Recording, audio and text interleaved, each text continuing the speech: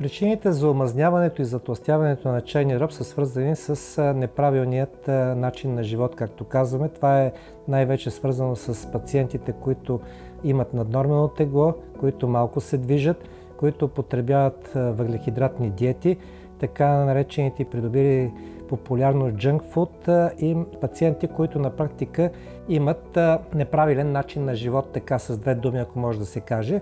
Захарният диабет също е заболяване, което може да доведе и в повечето случаи довежда до омазняване на черния дроб. Понякога и тежкото гладуване, на което се подлагат пациентите, също може да доведе до омазняване на черния дроб, както и, разбира се, употребата на алкохол, която като екзогенен или външен фактор също може да доведе до омазняването на черния дроб.